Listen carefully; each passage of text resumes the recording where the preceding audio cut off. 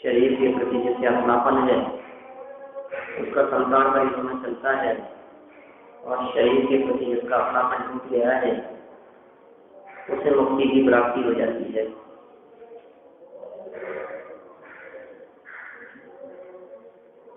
देखिए page number 222 पर प्रारंभ से पढ़ते हैं अपन।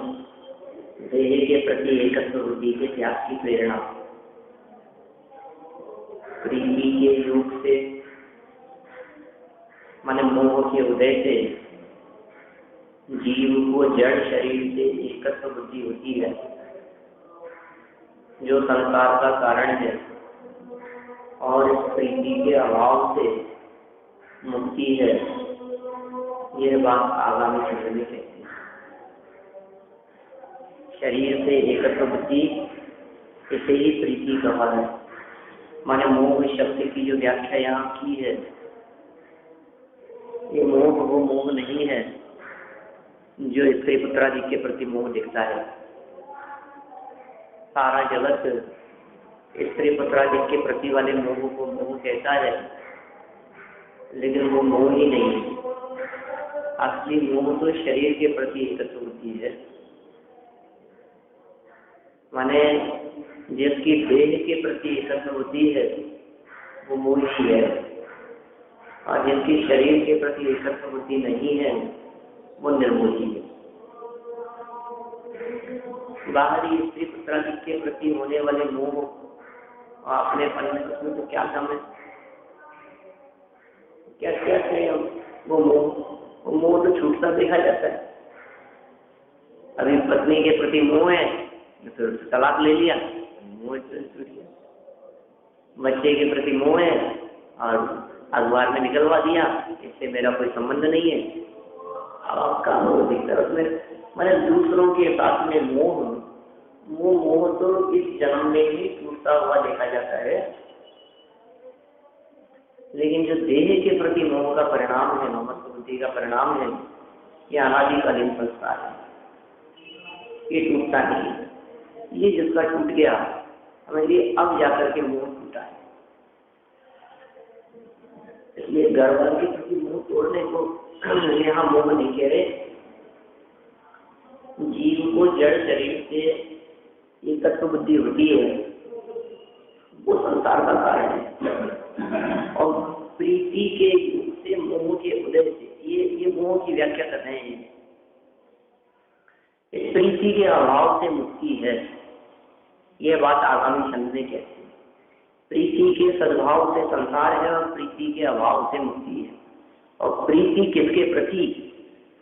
घर के प्रति नहीं, धन दौलत के प्रति नहीं, वैभव के प्रति नहीं, और दूसरी वस्तुओं पदार्थों के प्रति नहीं। तो फिर प्रीति किसके प्रति? देह के प्रति। देखिए ये बात इस छंद में कहना चाहते हैं। 243 नंबर का छंद है अनुष्टुप।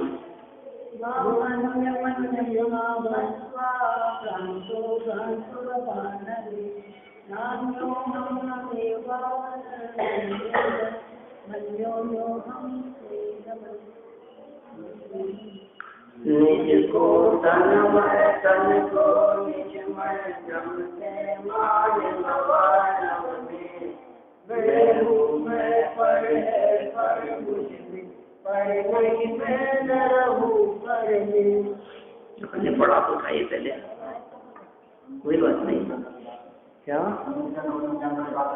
हाँ, लेकिन इस जीव ने भ्रांति के कारण अपने को अन्य रूप अर्थात शरीर को अपने रूप जाना है। अपने को अन्य रूप जानने का मतलब अपने को अन्य रूप और शरीर को अपने रूप, ये दोनों परस्पर विरोधी बातें हैं। अपने को अन्य रूप जानना ये जीव तत्व संबंधी भूल है, और शरीर को ही अपन मान लेना या जीव तत्व संबंधी भूल है। दोनों अलग अलग तत्व संबंधी भूल है। जीव के बारे में गलती हो तो जीव तत्व संबंधी भूल, और अजीव के बारे में गलती हो तो अजीव तत्व संबंधी भूल। किसको गलत जाना? जिसको गलत जाना वो संबंधी भूल है। देखिए, शरीर को अपने जाना और इसी मिथ्या ज्ञान से यह भव समुद्र में भ्रमण कर रहा है। किससे कर रहा है? कौन सा मिथ्या ज्ञान है? अपने को शरीर और शरीर को अपना, ये मिथ्या ज्ञान है। इससे भव समुद्र में भ्रमण कर रहा है।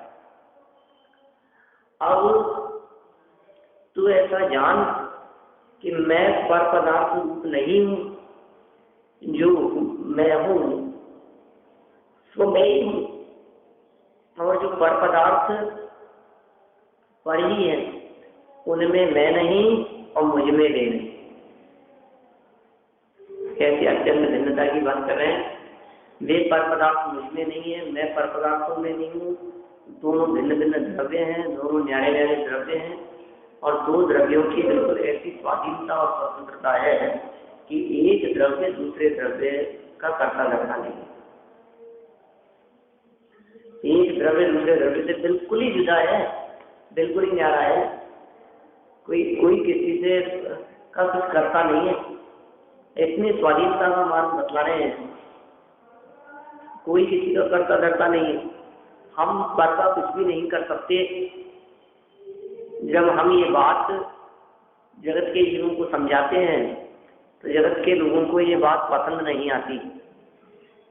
क्या बात कर रहे हो? हम साफ साफ करते हुए दिखाई दे रहे हैं, पर का कर रहे हैं, जगत का कर रहे हैं। कितना काम किया है हमने देश के लिए, समाज के लिए, परिवार के लिए। आज हमने कितना कुछ नहीं किया। ये कह रहे हैं जो आप करने की बात कर रहे हो, वास्तव में सच्ची बात तो ये है कि आप पर का कुछ कर ही नहीं सकते। पर में हमारी चलती ही नहीं है। आप कुछ कर ही नहीं सकते हो पर में। ये कहता है जैसे हमारे सारे अधिकार छीन लिए गए। मेरे हाथ में क्या रहेगा? जब आप कहते हो कि पर में कुछ नहीं कर सकते तो एक में कहते नहीं यार, ये तो ठीक नहीं है बात। ऐसी बात जब हम कहते हैं तो इसको जचती नहीं है ये बात। फिर आचार्य देव कहते हैं क्यों नहीं जचती है? इसमें तुझे पराधीनता क्यों दिखती है? इसमें तुझे परेशानी क्यों लगती है? तो ऐसा क्यों नहीं विचार करता कि पर भी तेरा कुछ नहीं बिगाड़ सकता? दोनों तरफ है ना ये बात। मैं पर का कुछ नहीं बिगाड़ सकता, उनमें सुधार नहीं कर सकता। इसके साथ साथ यह बात भी उसी में शामिल है कि पर वस्तुएं और पर पदार्थ भी मेरा कुछ नहीं बिगाड़ सकते। स्वयं के द्वारा किए गए जो कर्म के उदय हैं, उन कर्मों का फल ही हमारे को मिलता है। स्वयं के द्वारा किए गए कर्मों का फल ही हमें मिलता है। न कोई दूसरा हमारे को फल दे सकता है, न कोई दूसरा हमारे को कष्ट दे सकता है, न कोई दूसरा हमारे को परेशान कर सकता है। साफ साफ दिख रहा है परेशान करते हुए, कह रहे जो आपको साफ साफ दिख रहा है उस साफ के पीछे भी कुछ और साफ है। माने जो तुम्हें दिखाई दे रहा है इसके पीछे कोई और है जिसकी वजह से ये क्रियाकलाप हो रहे हैं। असली कारण ये सामने वाला व्यक्ति नहीं, असली कारण तुम्हारे कर्म का उदय, और उसमें भी गहराई में जाकर के देखें तो तुम्हारे दुख का कारण तुम्हारे तन के प्रति तन्मयता है। कर्म का उदय भी आपको दुखी करने में समर्थ नहीं है। कितनी ऊंची बात करते हैं, काम बैठ के बात करते हैं दिगंबर संत। अभी जगत के जीवों को इतनी बात समझाने में ही कठिन लग रही है कि आप कर्म के उदय से परेशान हैं। ये तो दूसरे को ही दोषारोपण करने में लगा है। इसको तो शिकायत है अपने पड़ोसियों से, इसको तो शिकायत है अपने घर के बड़े बुजुर्गों से, शिकायत है घर के बच्चे बहुओं से, छोटे, मतलब हमें तो उनसे शिकायत लगती है, हमें तो ऐतराज होता है। अब ये बात जिनकी दृष्टि पर पे ही है उनके माता के समझ में कैसे आएगी कि इस वजह से दुखी नहीं। तो वो समझाते हैं कि भैया ये कुछ नहीं कर सकते, ये तो निमित्त मात्र है, ये तो इनके करने से कुछ नहीं हो रहा है। तेरे कर्म का उदय होगा तो ये ऐसे ही निमित्त मिलेंगे, और तेरे कर्म का उदय नहीं होगा तो ऐसे निमित्त भी नहीं मिलेंगे। ऐसी ऑटोमेटिक होता है। हाँ,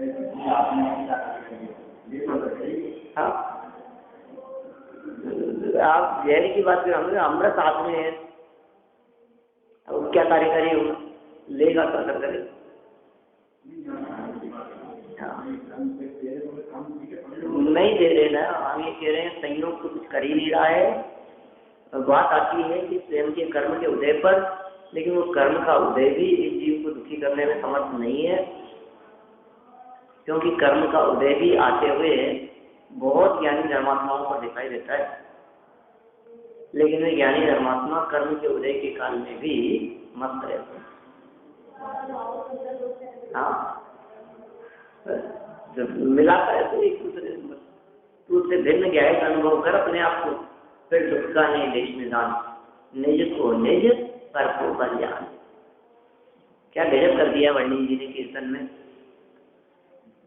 निज को निज पर को पर जान, फिर दुख का नहीं देश निदान। शिवेश्वर ब्रह्माराम किसकी बात करें, तो अपने को अपने रूप जान और पर को, जहाँ ये वेद विज्ञान हो गया फिर वहाँ सारे दुख मिल गए। अरे जबरदस्ती पड़ोसी के चक्कर में दुखी हो रहा है, तुझे पता ही नहीं है कि तेरा नहीं है, तो जबरदस्ती परेशान हो रहा है।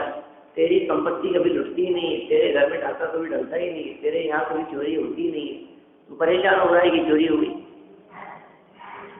तो दुखी हो रहा है। क्या करना है, कुछ नहीं करना तुझे, कोई फेरबदल नहीं करना, कोई उठापटक नहीं करनी, किसी में कोई परिवर्तन नहीं करना, कहीं जाना आना नहीं है। क्या करना है, सिर्फ जानना है कि कहाँ जा करके जानना है, कि मंदिर जाके कि प्रवचन सुन के, कि नहीं बैठे बैठे जहाँ बैठा है नहीं, घर में बैठे बैठे कहीं भी हो, कितनी सी बात जाननी है, निज को निज पर को पर जान, फिर दुख का नहीं देश निशान। निज को निज जानो, पर को पर जानो, अपने को अपना जानो, और अपने को अपना जानकर अपने में ही समा जाओ। अपने में क्यों नहीं समा जाता है, क्योंकि अपने को अपना जानता नहीं। जब जहाँ अपने को अपना जानता है वहाँ फिर अपने में प्रवृत्ति होती है, अपने में भी मिलता है। ये कहना चाह रहे हैं, जो मैं हूँ तो नहीं हूँ, और जो पर है तो पर ही है। इतने वेद विज्ञान की बात बिल्कुल रेखा खींचती है, बाउंड्री बना दी है।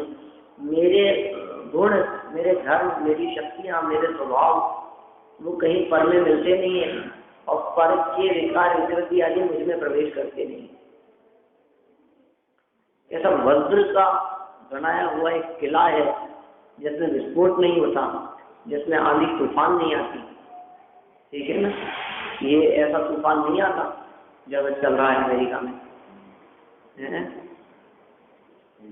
सैंडी नाम ही पहले कर लेते हैं। और क्या, सुनामी की चर्चा आई थी, सुनामी नाम नहीं सुना था, उससे पहले कौन सुना था, सीधे बोलना तूफान आया। हाँ जगह के आधार पर, क्षेत्र के आधार पर, परिस्थितियों के आधार पर ये नामकरण कर देते हैं उनके इस तरह। तो ये तो उल्लंघन ही नहीं कर सकता, मर्यादा तोड़ नहीं सकता। जीव में रहने वाले गुणधर्म अपनी मर्यादा में छोड़ के बाहर नहीं निकलते, और पुद्गलादि द्रव्यों में रहने वाले गुणधर्म और स्वभाव और विकृतियां जो भी है मुझ में नहीं आती। ऐसे दीवार है, ऐसा किला है जिसको भेदा नहीं जा सकता, तोड़ा नहीं जा सकता, जिसमें कोई आ नहीं सकता। मैं उनमें नहीं और वे मुझ में नहीं, मैं मुझ में और तुम में, तू मैं में है। तू मैं की बात करें, तू है मैं हूँ, ये तू मैं हाँ ये होने दो एक बात। आपकी तू मैं होती है तब जाके जीव सुखी होता है। जगत में लगता है कि तू मैं बंद करो, हम कहते हैं तू आपकी होनी चाहिए।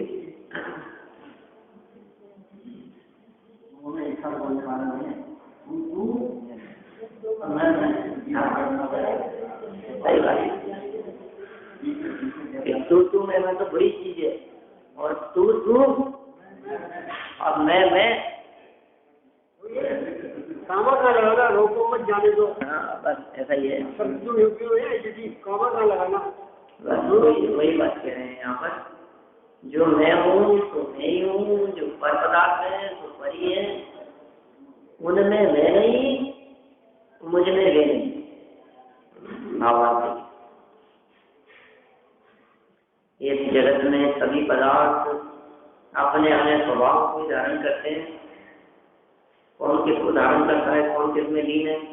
सारे जगत के पदार्थ अपने अपने स्वभाव को धारण करने वाले।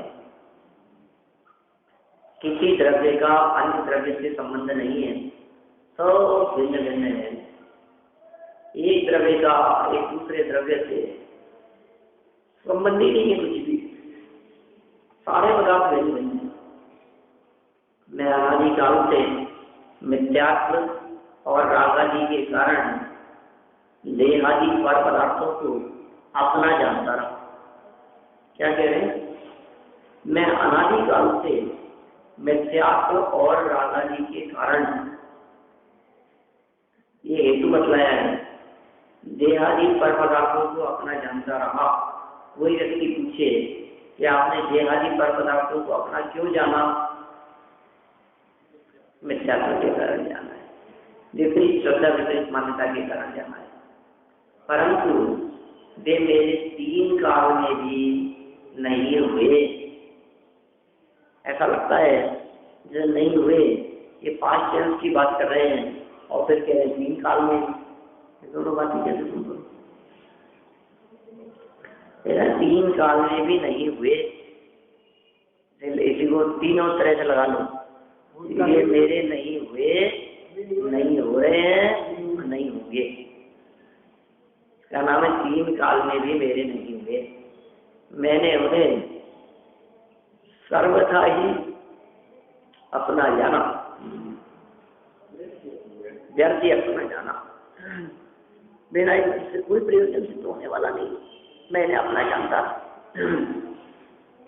इसी कारण संसार में भ्रमण करता, व्यर्थ ने अपना जाना और संसार में परिभ्रमण होता। अब सब में ज्ञान के प्रभाव से मैंने ये जाना है कि ये अन्य पदार्थ में नहीं। मिथ्या ज्ञान के कारण गलत जान दिया था, और सबने ज्ञान के कारण सही जानने में आया है कि ये जड़ है, मैं चेतन हूँ, मेरा और इनका क्या संबंध? यही ज्ञान मेरे कल्याण का कारण है। ये इस पे चर्चा की थी, मेरे कल्याण का कारण है, शायद मेरे ख्याल से कल्याण, मेरे कल्याण का कारण क्या है? हाँ, यही ज्ञान मेरे कल्याण का कारण है। एक आध दिन चर्चा चली, एक दिन चलाया, फिर दूसरे दिन फिर अपन ने इसी लाइन पर चर्चा की। ये ज्ञान मेरे कल्याण का कारण है। मैंने इसकी व्याख्या करते हुए जो बिंदु थे उनमें ऐसी चर्चा थी कि धन मेरे कल्याण का कारण नहीं है, पैसा मेरे कल्याण का कारण नहीं है, परिवार मेरे कल्याण का कारण नहीं है। अरे साहब, ये नौकरी लग जाए तो मेरा कल्याण हो जाए, अरे साहब बस ये सुधर जाए तो अपना तो भला हो जाए। तीर्थ बंधन आए अपने कल्याण का कारण नहीं है, माला फेरना अपने कल्याण का कारण नहीं है, शास्त्र प्रवचन सुनना के स्वाध्याय करना व्यक्तिगत, ये भी मेरे कल्याण का कारण नहीं है, उससे मेरा भला नहीं होता। यही कहता है, यही बस निष्पर को पर बस यही। आप जगत में देखो, आप कहाँ कल्याण की बातें हमने सोच रखी है, सब बातें लागू हो जाएगी। क्या क्या सोच रखा है आपने अपने कल्याण के बारे में? सोच रखा है इससे मेरा कल्याण होगा, इससे मेरा कल्याण होगा, इससे मेरा हित होगा। कल्याण माने हित माने भला। आपकी भलाई किसमें? देखो तुम्हारी भलाई इसी में है कि बोलते हैं अपन ऐसा, तुम्हारी भलाई इसी में है कि आगे से यहाँ आना मत। तुम्हारी भलाई इसी में है कि तुम बस समझ लो, आइंदा बेईमानी मत करना, आगे से ऐसा मत बोलना, बस इसी में भलाई है तुम्हारी। लोगों को ऐसा धमकी देते, किसमें तुम्हारी भलाई? घुटना दर्द सही हो जाए, ऐसा भलाई है? किसकी चीज में भलाई दिखती है? अपने एक ही शब्द कह दिया, बस ये ज्ञान में कल्याण है। ज्ञान ही तुम्हारे कल्याण का कारण है, दूसरा कोई नहीं।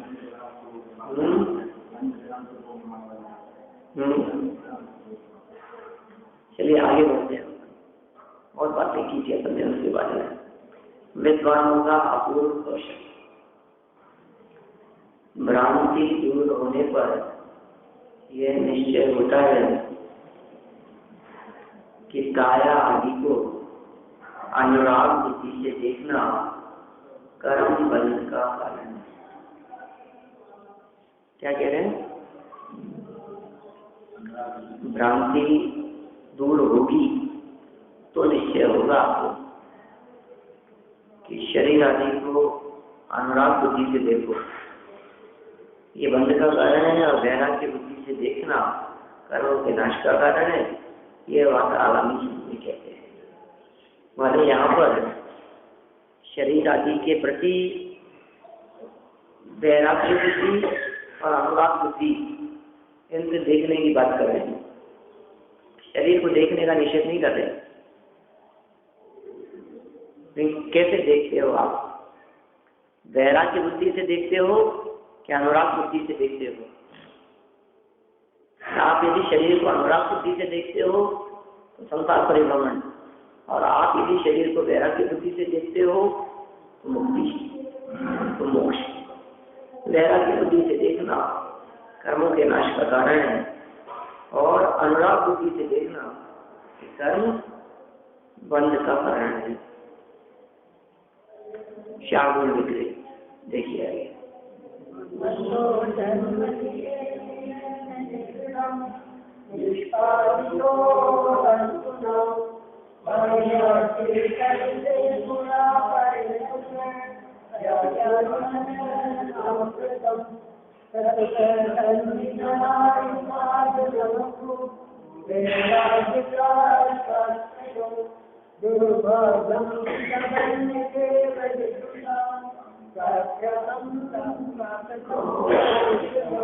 पूर्व जन्म में जो वस्तु के कारण रूप पर सभी अनुराग बोध से किंतु लखा जब वस्तु करो हुआ चरम वैराग्य वही वस्तुएं हुई मुक्ति कारण और अलौकिक कष्ट नाम है विद्वानों का यह कौशल। विद्वानों के कौशल और प्रवीणता की बात कर रहे हैं। जिस ज्ञान परिणति से देह और आत्मा को भिन्न भिन्न जाना गया हो, यही ज्ञानियों की कुशलता है। कैसे कौशल की बात कर रहे हैं, कैसे पराक्रम की बात कर रहे हैं, कैसी शूरता वीरता की बात कर रहे हैं। वीरता पर अपना बढ़ाने में नहीं है, वीरता पर पदार्थों को पर जानने में है। आसानी से बातें लेनी सकती हैं, और पर में सबसे पराया जो है वो सबसे निकट शरीर, ये सबसे पराया है। पूर्व जन्म में जो जो वस्तु हुई बंध के कारण, पिछले जन्मों में जो जो वस्तुएं हमारे बंध के कारण हो गई थी, और पर के प्रति अनुराग बुद्धि से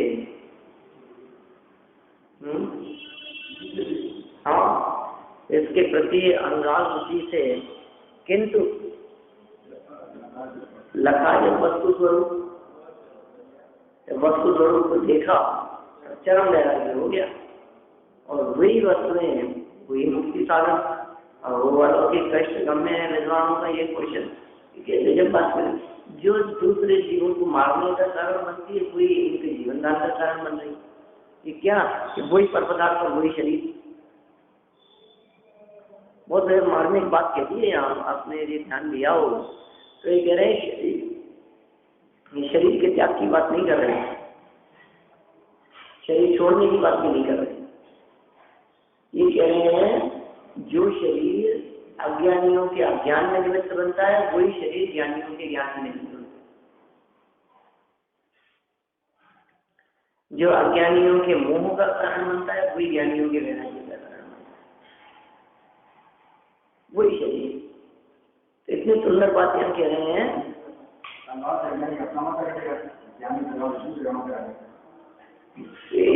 कितनी गजब बात है, कैसा अलौकिक कार्य है ये, कैसा गजब कार्य हो गया है।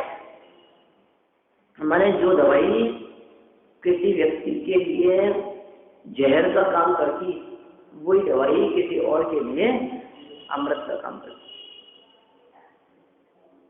जैसे ये होते है ना पारा वगैरह, इस तरह की चीजें होती है। जहर होता है, कोई व्यक्ति खा जाए तो मर जाए, लेकिन उसको लेने पर साधारण व्यक्ति, निरोगी व्यक्ति लेवे तो मर जावे, लेकिन असाध्य रोगी हो गए और उसको योग्य विधि से परिष्कृत करके दिया जावे, तो वो जो शरीर को काटने में समर्थ थी, वो रूप को काटने में समर्थ हो जाती है। क्या गजब का कौशल होता होगा, क्या पराक्रम होता होगा कि आप इस दवाई को लेवे और ये दवाई आपके शरीर पे चोट नहीं करेगी, शरीर में जहाँ रोग है वहाँ रोग पर चोट करेगी। कितनी चतुराई से असर करती होगी वो दवाइयाँ। एक गोली हमने मुख से दी, गले से नीचे उतरी, और गले से नीचे उतरने पर उसने हाथ पांव पे असर नहीं किया, सर में जहाँ दर्द होता सिर्फ वहाँ असर किया, और उस दर्द पर असर करके उसे बेअसर कर दिया। और शरीर पे कोई असर नहीं, शरीर का कोई घात नहीं। कैसे पेट में जाने वाली गोली सर दर्द पर चोट कर रही है, सर पर नहीं। कैसे कौशल से बनती होगी ये सब चीजें, कितनी इन सब चीजों के पीछे रिसर्च हुई होगी। हमें महिमा आती है। हम ये कह रहे हैं उस ज्ञान की कौशल देखिए आप, जो ज्ञान जगत के पदार्थों से अलिप्त रहता है, जो ज्ञान शरीर मन वाणी इन तीनों को अपना मानने का त्याग करता हुआ मुक्ति प्रदान करा देता है। एक वो ज्ञान है जो ज्ञान अपनापन तो नहीं करा रहा, लेकिन शरीर और आत्मा इन दोनों को अपना जान रहा है। तो जो शरीर और आत्मा को अपना जान रहा है वो ज्ञान अज्ञान नाम प्राप्त करता है, और जो शरीर और आत्मा को भिन्न भिन्न जान रहा है वो सब में ज्ञान नाम प्राप्त करता है। इतना सही अंतर है दोनों में, मिथ्या ज्ञान और नहीं ज्ञान। देखिए मैं इसका अर्थ पढ़ता हूँ, पेज नंबर 223।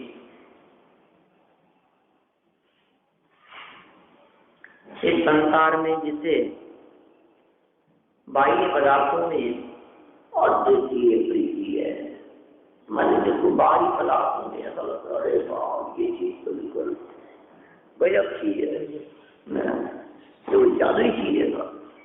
ऐसा लगता है उसके भी चीज को देख करके, तो जैसे बाह्य पदार्थ में अद्वितीय प्रीति है, उसे जिन जिन मन वचन काय आदि वस्तुओं के द्वारा कर्म बंद हुआ, क्या कह रहे हैं, उसे जिन जिन मन वचन काय आदि वस्तुओं के द्वारा कर्म बंद हुआ, लेकिन अब उत्कृष्ट वैराग्य को प्राप्त होने पर तथा पदार्थों का यथावत ज्ञान होने पर देही वस्तुएं बंध का नाश करने के लिए कारणभूत हुई। देही वस्तु यथार्थ ज्ञान होने पर, उत्कृष्ट वैराग्य होने पर, यथावत ज्ञान होने पर देही वस्तुएं जो मोह का कारण थी, बंध का कारण थी, दुख का कारण थी, कर्म बांधने में समर्थ थी, वे सारी वस्तुएं, उन वस्तुओं का नादानी में सेवन करता था, दुख उठाता था, और समझदारी से सेवन किया, बहुत लाभ उठाया। लाइट, बिजली, ना समझी में उसके हाथ लगावे तो करंट के झटके से मारा जाए, और थोड़ी सी समझदारी रखकर सावधानी से उससे काम चलाए तो घर के सारे काम लाइट से उजाला हो जाए, हवा मिल जाए, हीटर चल जाए, एसी चल जाए, सारी मशीनें चल जाए, रेडियो, टेप, टेलीविजन, टीवी, मशीनें सारी, वॉशिंग मशीन, ये मशीन, सब कितनी चीजें हैं। कैसे समझ, और थोड़ी सी नाकामी तो झटका लग करके फेंक देता है, रोड चला जाता है। तो उत्कृष्ट वैराग्य को प्राप्त कौन, उसी शरीर के प्रति, प्राप्त होने पर तथा पदार्थों का यथावत ज्ञान होने पर वे वस्तुएं बंध का नाश करने के लिए कारण होते हैं। वे वस्तुएं बहुत महत्वपूर्ण बात कहना चाह रहे हैं, मतलब मैंने शायद इस संदर्भ में भी चर्चा की, रास्ते दो नहीं है, वही है, दिशा बदलनी है। महादेव की चौराहे पर 4 रास्ते होते हैं और जहाँ तिराहा हुआ 3 रास्ते होते हैं, और जहाँ चौराहा और तिराहा नहीं हुए वहाँ कितने रास्ते होते हैं? चौराहे पर जाने के लिए 4 रास्ते हैं, एक इधर इधर इधर इधर। तिराहा है 3 रास्ते, टी बना हुआ है, और जहाँ चौराहा और तिराहा नहीं है एक ही रास्ता है, तो मतलब दोराहा होता ही नहीं है क्या? चलो 2 रास्ते होते ही नहीं है, ये कह रहे हैं वो जो एक ही है ना, हल्दियों का रास्ता एक ही रास्ता है, और उधर जाओ तो भी हल्दियों का रास्ता, उधर जाओ तो भी हल्दियों का रास्ता।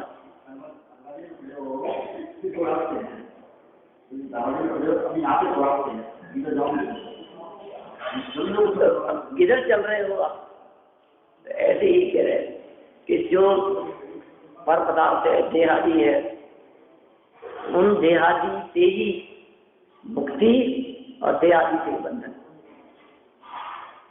देहादी से बंधन भी और देहादी से मुक्ति भी। देहादी के प्रति अपनापन हो गए, प्रीति हो गए तो बंधन संसार परिभ्रमण, और देहादी से प्रीति न हो गए तो मुक्ति मोक्ष की प्राप्ति है। देखिए इस संसार में जैसे बाह्य पदार्थों में अर्थ की प्रीति है, उसे जिन जिन मन वचन काया आदि वस्तुओं के द्वारा कर्म बंध हुआ, लेकिन अब उत्कृष्ट वैराग्य को प्राप्त होने पर तथा पदार्थों का यथावत ज्ञान होने पर वे वस्तुएं बंध का नाश करने के लिए कारणभूत हुई। जो वस्तुएं बांधने में समर्थ थी वे उनके नाश में समर्थ हुई। मानो वो बंधन बांध रहा था, वो खुद ही बंध गया, खुद ही छूट गया, बंधन ने ही बंधन को काट दिया। ऐसे स्थिति है। जो वस्तुएं बंध का कारण थी वे वस्तुएं मुक्ति के कारण हो गई।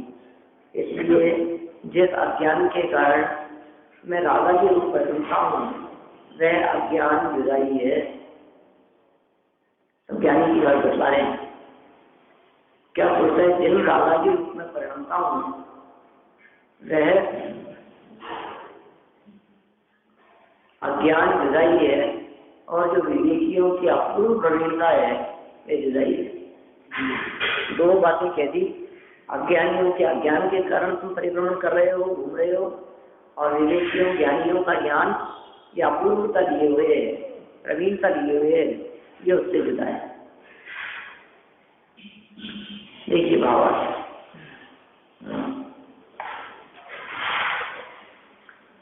पूर्व में देहादि पर वस्तुओं को राग बुद्धि से देखने वाले रागी को वे वस्तुएं बंध का कारण होती थी। घर बार बंध का कारण है या नहीं, स्त्री पुत्रादि बंध का कारण है या नहीं है, ये कैसे बंध का कारण है? उनको देखता है, उनसे राग करता है, उनके होने पर उनमें तन्मयता करता है, इसलिए तुझे दुख होता है। माने जितनी भी देहादि वस्तुएं हैं, ये सारी की सारी वस्तुएं पूर्व में तेरे दुख का कारण बनती थी, और कब? जब तू राग बुद्धि से उनकी तरफ देखता था। अब तू राग बुद्धि से उनकी तरफ देखना बंद कर। लेकिन जब वह उन्हें वैराग्य बुद्धि से देखने लगा तब वही वस्तुएं मुक्ति का कारण हो गई। जो वस्तुएं बंध का कारण थी वही वस्तुएं मुक्ति का कारण हो गई। मैंने आप विचार करेंगे तो इसके संदर्भ में आपको कई चीजें मिलेगी। जो अच्छी चीजें थी वही मोक्ष का कारण बन गई, जो मौत का कारण थी वे उनके जीवन प्रदान करने वाली होगी। ऐसे मेरे ही आपको कोई उदाहरण आप तलाशेंगे तो आपको ऐसी कई चीजें मिल जाएगी कि जो मौत का कारण थी वही दिशा बदल जाने पर, परिष्कृत कर देने पर मुक्ति का कारण हुई। और जो मुक्ति का कारण थी देह से विरक्ति, वही विरक्ति राग में बदलकर इस जीव के सुख का कारण हुई। राग में बदले दुख का कारण, मोह में बदले तो दुख का कारण, और ज्ञान में बदले, समझ में बदले, वैराग्य में बदले तो सुख का कारण। ठीक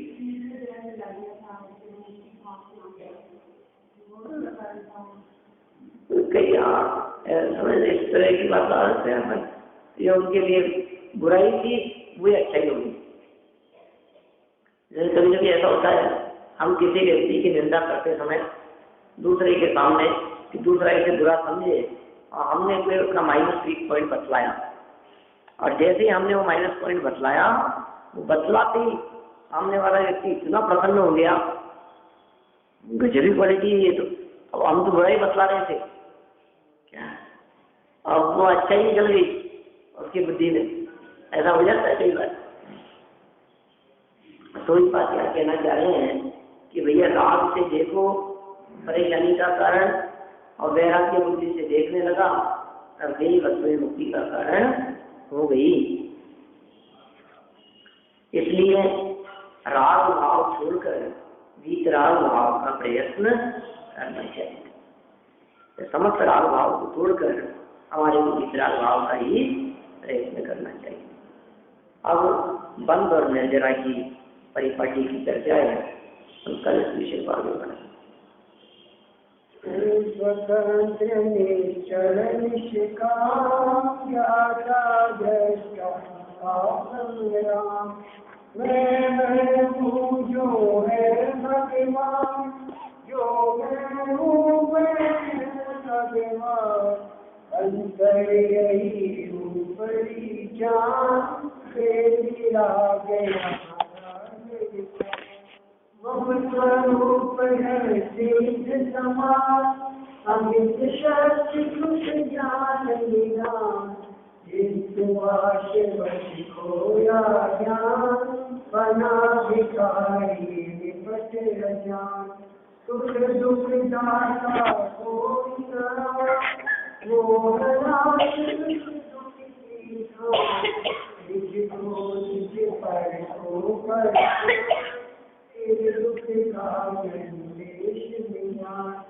जिन शिव विष्णु राज त्याग पहुँचू निज नाम, आकुल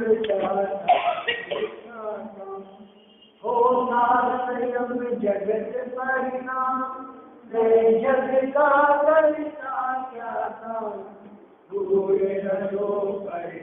परिणाम जय जानंद लघु अभिराम, दूर हटो परिकृत परिणाम, जय जानंद लघु अभिराम। इच्छा विनाश देखू ज्ञान के प्रकाश दे, पापा करे वाश देखू भानु शिव खानीय, समुद्र विज्ञान देखू बंदर विधि मान दे, सपर पिछान देखू परम प्रमाणीय, भगताय देखू जीव देवताय देखू पावन सताय देखू भव्य उड़वानीय, जहाँ समाचार देखो पार के उतार देखो, सुख विस्तार देखो ऐसी जिनवाणी, जिनवाणी की अष्टभुति परमान, अना लाल की करे से माता मैया, हे जिनवाणी भारती कोई सको दिन है, जो तेरा शरणा गए सो पाले छूछे, जवानी के ज्ञान से तुझे रोका लो, वाणी मस्तक नमो सदा देत गुरु।